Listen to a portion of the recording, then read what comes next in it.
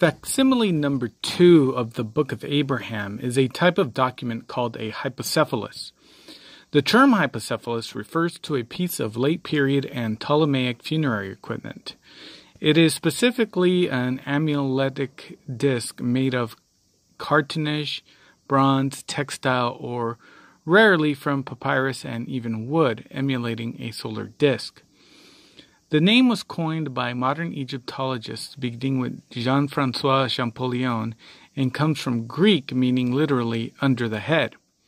Spell 162 of the ancient Book of the Dead specifies that these amulets were to be placed hur-tep of the mummy, which has been widely rendered as under the head of the mummy.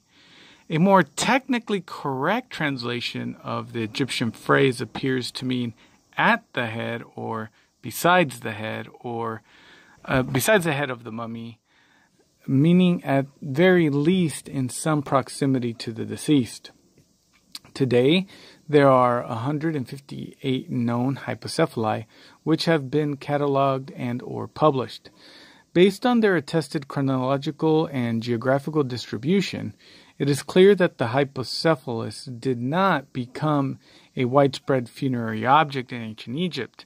Instead, they remained exclusive pieces of funerary equipment reserved for the high clergy and for the members of their families who occupied high-ranking positions in the temple, especially the temple of Amun at Karnak, the temple of Min at Akhmim, and the temple of Ptah at Memphis. Although hypocephali themselves appear to be later creations, the mythological and cosmological conceptions contained in hypocephali have apparent forerunners in earlier Egyptian texts.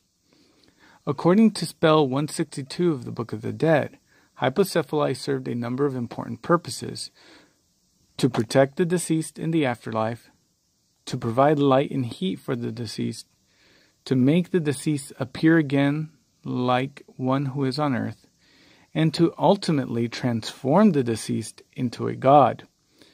Hypocephali were also conceived of and even sometimes explicitly identified as the magical eye of the sun god Ra, who consumed enemies with fire. Their circular shape and function to provide light, heat, and protection naturally lent themselves to this conceptualization in the minds of the ancient Egyptians. While these might perhaps have been the primary purposes of hypocephali, it is clear from the explanatory rubric of some copies of spell 162 of the Book of the Dead and from other surviving evidence that they also served non-funerary roles. For example, hypocephali, or objects that served the same purpose as hypocephali, were used as divinatory devices in the Egyptian temple and as astronomical documents.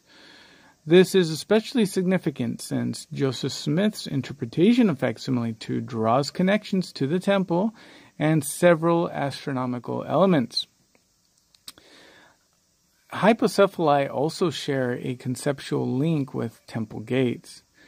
In this capacity, they served, among other things, to keep out enemies and admit friends into sacred space, and shared a focus on creation motifs.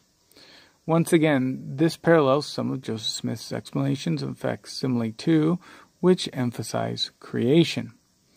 In summary, while hypocephali served a number of important religious and ritual purposes for the ancient Egyptians, they ultimately pointed toward the Egyptians' hope in a resurrection and life after death as a divine being. Finally, it is noteworthy that there appears to have been ancient connections between Abraham and the hypocephalus. For example, in one Egyptian papyrus, Abraham is referred to as the pupil of the Wedja eye and associated with the primeval creator god. The hypocephalus, based on the representations of the creator god Amun in the central panel of the disc, is, according to the ancient Egyptian theory, identical with the pupil of the Wedja eye.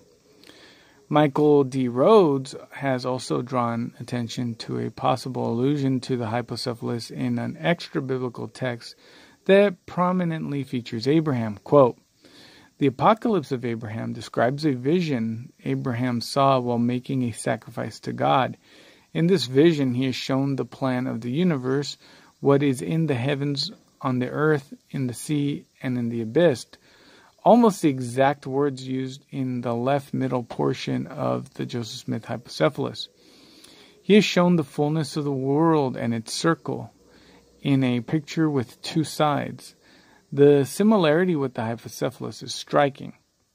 There is even a description of what are clearly the four canopic figures labeled number 6 in the Joseph Smith Hypocephali.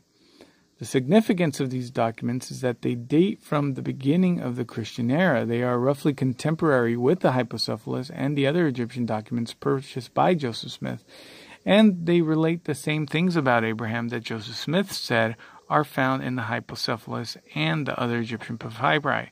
End of quote. Besides being interesting and informative in its own right, understanding the purpose and function of the ancient Egyptian Hypocephalus is therefore crucial to evaluating Joseph Smith's interpretations of facsimile number 2 and help readers of the Book of Abraham better appreciate why such a document might have been appropriated by the prophet to illustrate Abraham's record.